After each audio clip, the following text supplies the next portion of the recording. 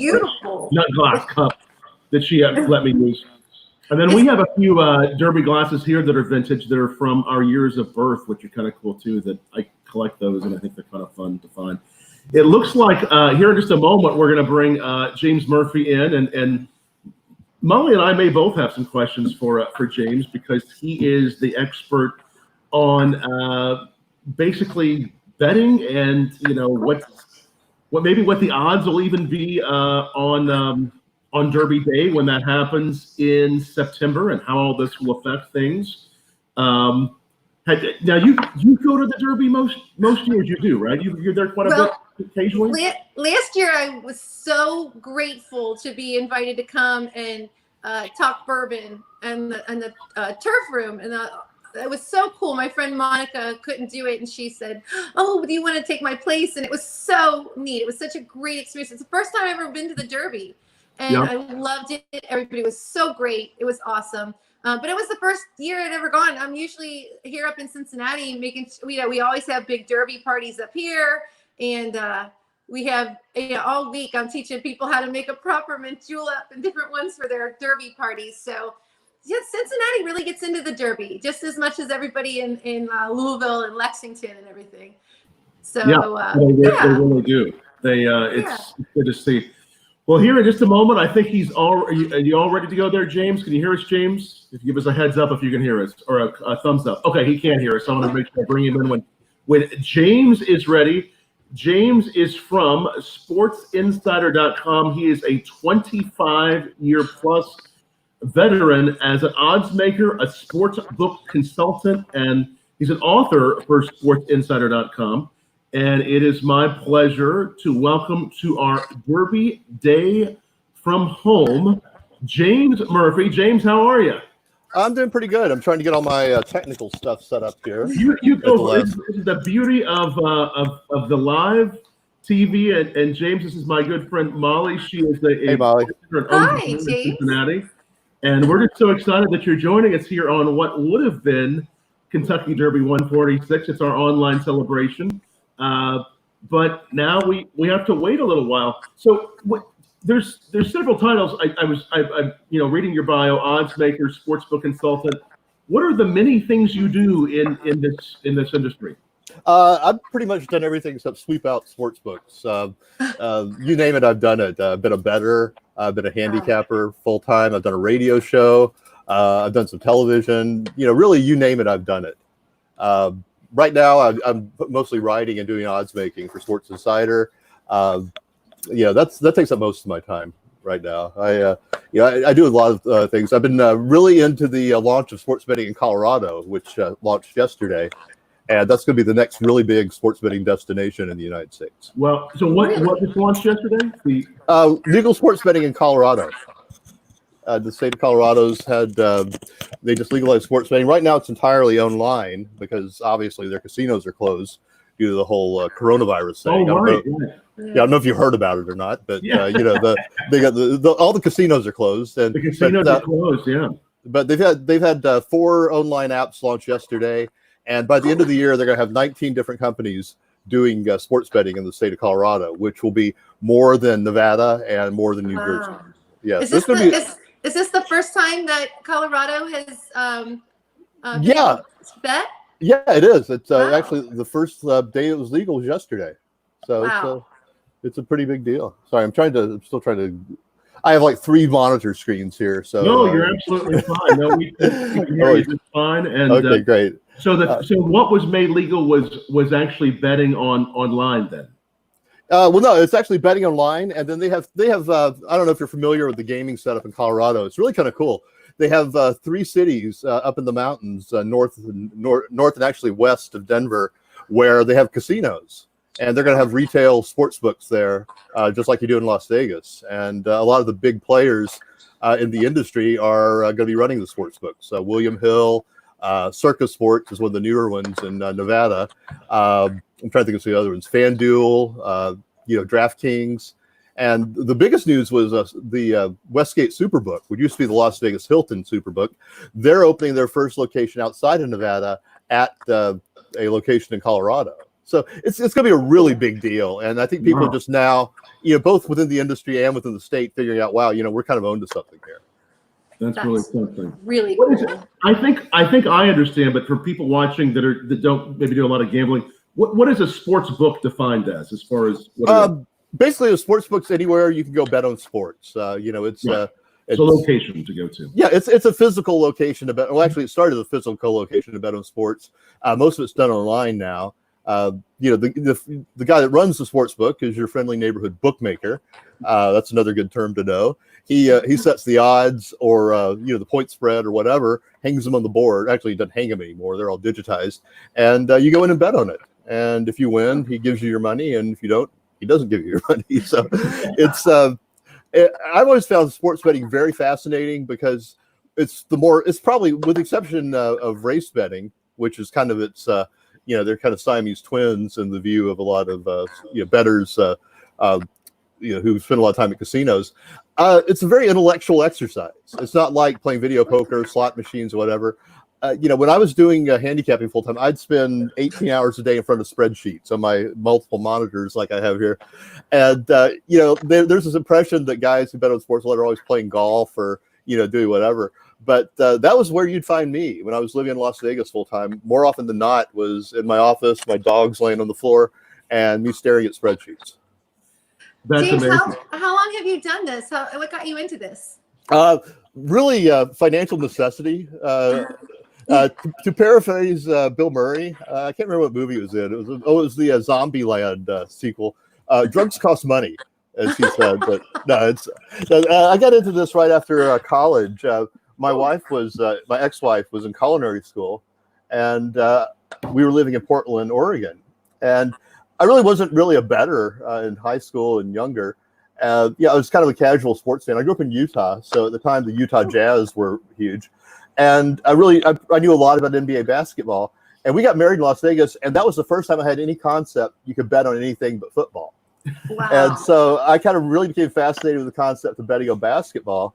And I kind of immersed myself in that. And I became pretty good at it. So at one point I told her, look, I'm going to go down to Las Vegas, which was the only place at the time where you could bet on sports. This is a tough thing to hatch on most wives. I'm going to go down to Las Vegas and bet for a living. But, I went down there. I did okay. It panned out. And then I got into some other things. I started handicapping and doing some writing online. And I said, well, look, this is going pretty well. I'll keep doing it as long as the money comes in. Yeah. And, here I am 25 years later and on a different wife. And, it's been a fun ride. It's, there's been a few times I've tried to do other things. I ran a boxing website for a while. Wow. And did a lot of boxing writing. I've done a lot of horse racing writing, but sports betting is my first love. It's something I've just always been fascinated with. And I'm just so happy that we're finally be able to enjoy it in the United States the way it was meant to be enjoyed, at least in some states like Colorado and some of the other better states that are coming online. And it's something I never thought I'd see in my lifetime. And it's kind of a really fascinating time in the industry. What other states besides Colorado have this sort of legality? Right now, there's 13 states that have it. I believe 13 states that have it online. They range from doing it very well, in which I put Nevada and Colorado, to doing it really, really poorly, which I put Oregon. They run it through their lottery. And it's just a mess. Wow. But I think what's eventually going to happen is, it's basically like any other competition. People in one state are going to say, well, look, these guys over here next door in Nevada or next door in Colorado have these options, and we want them.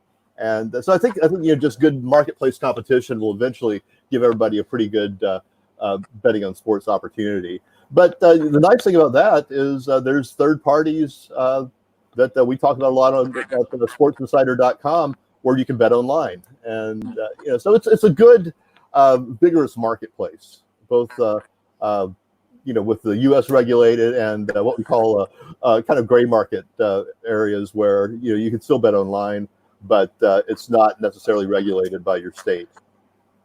That's interesting. Yeah. In Europe or a number of places overseas, you see the sports books, from what I'm recalling, in other countries more frequently, right? In England's the biggest betting country in the world. Really? And there's sports books everywhere. And a lot of the British bookmakers are opening up in Colorado. Betfred's a big one. There's a company called Smarkets, which is started out as an exchange betting marketplace like you'd find at a horse track, but they've just recently opened up a sports betting side. They're opening up there. So they're expanding into the U.S., and they've always had a lot more betting rights than the U.S. has had. Right now, and it's primarily moving online in England too, but they've always had betting there, and they kind of have a problem because it's kind of a political pariah. So every now and then they'll do things like recently they said you couldn't use credit cards at online your physical sports books, and so they're always kind of monkeying with the rules to make it a little more difficult. But they've always had betting, and it's just ingrained in their culture there. And I think we're getting to that point here. When I tell people, just like my mom's friends, that I'm into sports betting, they always know the odds of the Super Bowl and stuff like that. And that's something that would have happened 20 years ago. I think it's very fitting that we have a Black Cat Cup going with Molly Wellman as we're talking about odds on sports books, right? So I think it's. Yeah, I've got my black cat wandering around here somewhere. It has to be good luck people maybe have these things about if they see a black cat or what do you see? I mean, I'm just kind of joking. I love Molly's cat, by the way, but She's my have assistant. these things, these lucky rabbit feet, or all these things that people would have. What do you see that people have that get them like thinking they have good luck or even bad luck? It's funny, even people who should know better. I've always told people, this is kind of one of my little catchphrases, that there's no such thing as luck, there's only probability. But a lot of people do have superstitions. I have a few little superstitions. I'm trying to think about some of my worst ones. For one, I don't like to wear T-shirts into sports books when I place bets. I always try to, even if I'm wearing shorts or whatever, I always like to wear a fairly decent-looking shirt. Nice. And that's something I've always done. I've never really understood why, but you won't ever see me like wearing sweats or a T-shirt in the sports book. I know all kinds of weird superstitions. Some people have to have their a certain clipboard. Some people like to always have a certain pen. I even know guys who are really tough looking guys who have a stuffed animal, like a little tiny stuffed animal in their pocket. A little troll. Everyone's got and these are all people who would be considered sharp players who should know better. But it's kind of a fun thing to do. But yeah, I've heard every as far as your more casual players, I've heard every superstition, old wives' tale, but few of them are true. Actually, the slot machines don't know when you're winning. They can't flip a switch in the casino office to make you win or lose. That kind of thing. That is so cool. It's so interesting. It's fascinating. It really is. Yeah, it really is. It's a fascinating world, and I have to say that after being in it for 25 years, it's something I still enjoy getting up and doing every day. And something like yesterday, I was sitting, and this may not be the most exciting thing you've ever heard, but I was sitting online or sitting here watching a streaming video feed of the Colorado Gaming Commission meeting, and not exactly how a lot of people spend their time, but. It still fascinates me, and it's still something I really enjoy getting up and going to work every day. No, that's what it's all about. Plus, I get free drinks, and a lot of jobs can't say that. You can't go wrong with that. I get free drinks when I go to casinos, and a lot of jobs. You do, yeah. And you're a bourbon and whiskey fan? Yeah, I've always been a bourbon fan. Nice. I used to drink a lot more than I did. I mean, I was living in South Carolina, and obviously living in the South, you have to drink bourbon, or they think there's something wrong. My personal favorite, and I know it's a very conventional one, is Maker's Mark on the Rocks, just because you can find it everywhere and it's good. I've tried all the others. Blanton's was my favorite for a while. I like that because it had a little horse on top of the bottle. My favorite low cost was Jim Beam Black. Typically, no matter what socioeconomic background a Southerner comes from, they're going to have a whole wall full of bourbon in their house. Which is one of the things I like about South Carolina. You'll go to a guy's house you think it's the biggest redneck, the trailer trash, and you'll have a $100 bottle of Pappy Van Winkle's bourbon. So it's every Southerner I know has a bottle of Booker's in his kitchen. Oh yeah. So it's I've had all the bourbons, but really my go-to is Maker's Mark, just because you can find it everywhere, and it's just a nice, balanced, solid bourbon. Agreed. It is, and hopefully whatever you drink will bring you good luck. Now today there's this virtual race, this triple. Yeah. winners that are doing the virtual race later today. What do you think of this? I mean, obviously, this is raising money for a good cause, and this is for fun. But how should people go about thinking about these virtual races? These virtual races and virtual sports in general, right now, is one of the more fascinating things in the industry.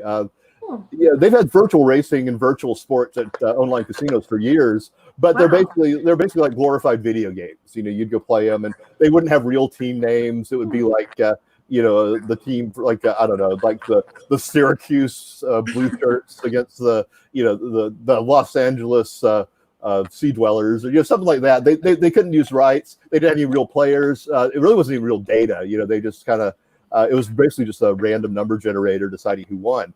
But the new generation of virtual sports is done by a company called Inspired Entertainment, and they put so much data and so many algorithms into their virtual sports that the process of handicapping it isn't much different than handicapping a real sport. And make sure you guys watch it today, because it's their presentation's amazing, and the visceral experience of watching it, really, once it starts, you don't remember you're watching a virtual sport.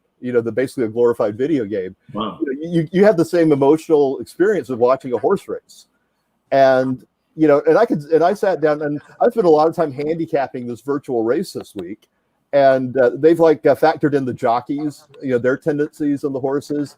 They factored in horses' ability on the Churchill Down track or similar tracks. The only thing they didn't do that I wish they'd done is I wish they'd randomized the weather, because they gave the Churchill Downs powers that be choice of what weather they wanted, and they went with sunny weather. Which, if you watch if you watch the Kentucky Derby the past decade, that never happens.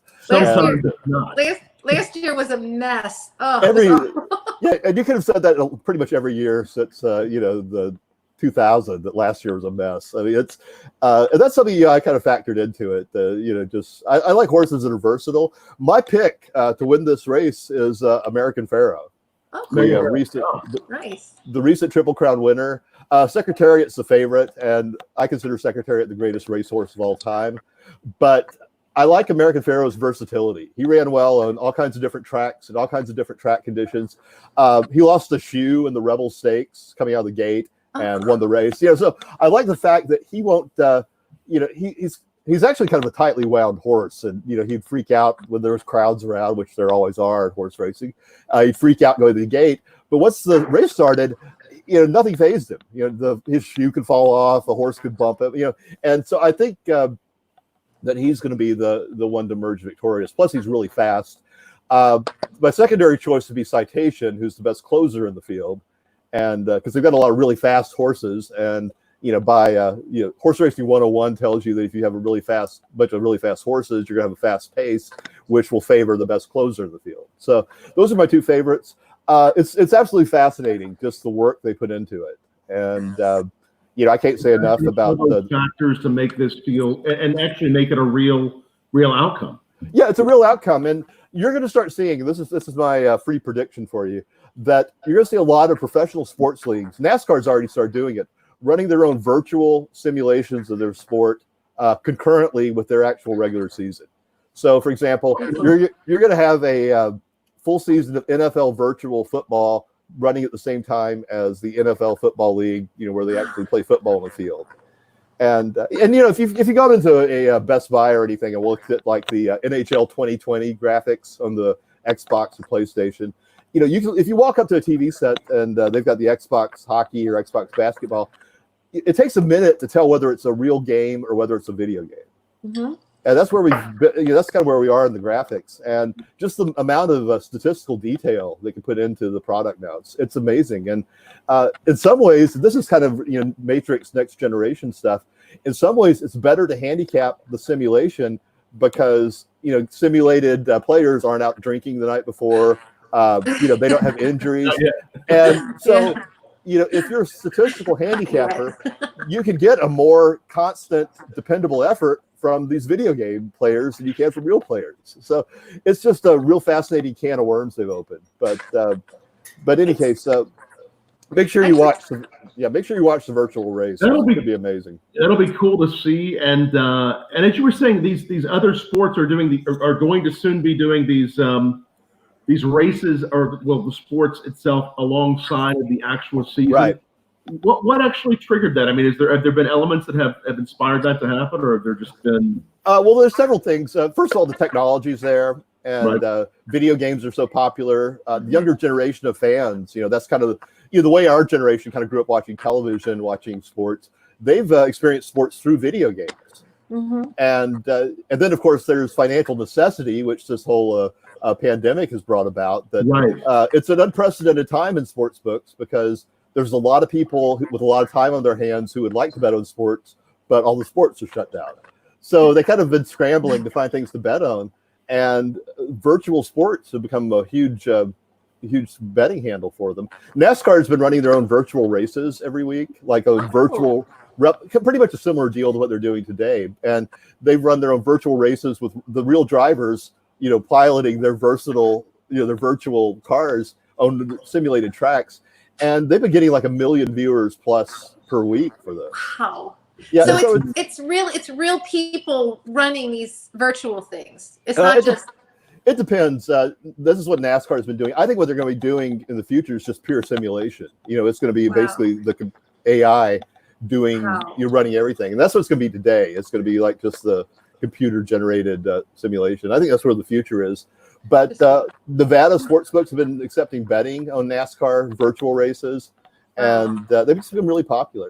And then another thing in England, the Grand National is the biggest horse race there, and they ran a virtual version of the Grand National a month ago, produced by the same people that are doing the Derby today, and they had 4.8 million TV viewers. Wow. Which is an actual bigger turnout than the real Grand National would have gotten.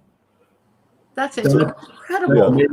So when these organizers are running these virtual races, does someone at the end of the day that's controlling the buttons know the outcome, or does the computer just make it happen? The computer kind of makes it up as you go. It's all random number generation and algorithms. Like it's kind of like any other. Nobody knows for sure. The computer is really in charge. No.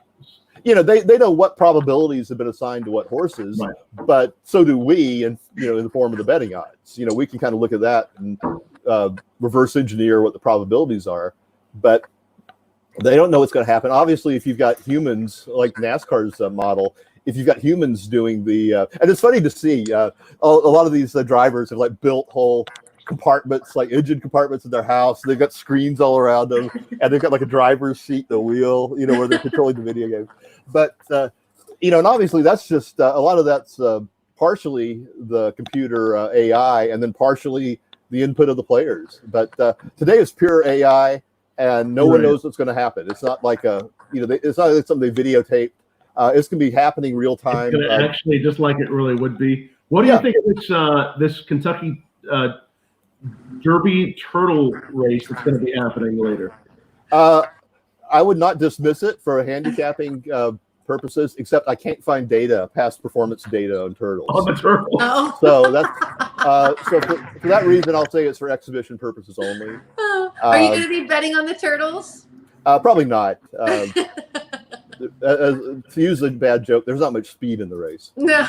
There's horse racing humor in sports. No, it's a lot of fun what they're doing, and then I think the biggest question I think a lot of people are thinking about, and this is so helpful, James. It's so much fun to have you joining us, and we really appreciate you here on our Derby Day from home.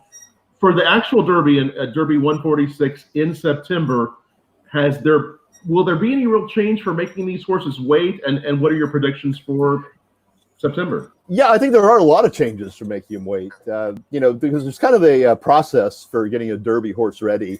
It has changed slightly over the years. At one point, they wanted to have more prep races. To be they kind of had this theory that they needed to be in a certain physical condition to race the Derby, so they wanted them to run a certain amount of prep races before the Derby. That's kind of with Justified a couple of years ago winning the Triple Crown, basically having a 6-race career in which he won the Triple Crown and then retired. That's kind of gone out the window, And so the idea that you need a lot of races to prepare a horse for the Derby is no longer true. But there's a lot of unknowns. It's what does a horse do from here to September to prepare for the Derby? That's something that we've never. There's always kind of been a set schedule that horses do. after the Kentucky Derby. They usually go do something like the Travers at Saratoga, or obviously the Breeders' Cup at the end of the year. But now they're going to be running the Kentucky Derby in the fall. For one thing, I wouldn't bet on any futures because a lot of things can happen between now and then. Right. And the worst thing that ever happen is if you're holding a good ticket on a horse and he gets sick, or for whatever reason he can't make the start. And if it's a futures bet, you're out of luck. So really, I'm going to wait until a couple of weeks before the Derby to actually start handicapping it. And that's actually what I do for the real Derby right now. I'm sorry? Do you think there's a favorite right now for September? I can tell you who the favorite is, but I don't. Let me pull up my screen here. And right now, a horse called Authentic. Actually, I lied. That's not it. Right now, a horse called Tiz the Law. T-I-Z. The Law. Right. He's the favorite. But still, this is the latest Derby's future numbers. The all others bet is still the shortest price at 3-1. So even amongst the futures betting, there's a lot of uncertainty and a lot of wait and see attitude to see what happens, before they really want to commit any money to betting on it. Excellent. Well, James, this is so helpful to have you joining us. Is the best place to find more about you SportsInsider.com? Where do we find you? SportsInsider.com. My writing's all over there. Right now, as I said, I'm kind of obsessed with sports betting in Colorado, so you'll read a lot about that. You'll read a lot about the sports, when they're going to come back, if they're going to come back, and how that's going to impact betting. And you can also check out CasinoInsider.com, and I write a lot about the gaming industry there, the Nevada and Asian gaming business end of it. So, I'm pretty easy to find. But SportsInsider.com, that's where to go get me. Well, thank you, James, for being part of our Derby Day from home today. And when we get closer to September, I may give you a shot, and we'll talk some more about your thoughts. Yeah, I'd love it. That'd be great. It's a lot of fun today, and I'll try to have some bourbon in the house next time. We're pouring you a virtual pour, and cheers. And as we say in Kentucky, happy Derby. Well, happy Derby to you too, and thanks for having me on. And Molly, it was nice to meet you. Lovely to meet you too, James. Very interesting. This was awesome. Cheers, buddy. Thank you. Thanks to you. Thank you. All right. What a cool guy. Here we go. Here we go. I pressed it twice. All right. So Molly, this is great. I think it's time for another pour of Old Forester, and we're actually going to bring in to the conversation our good friend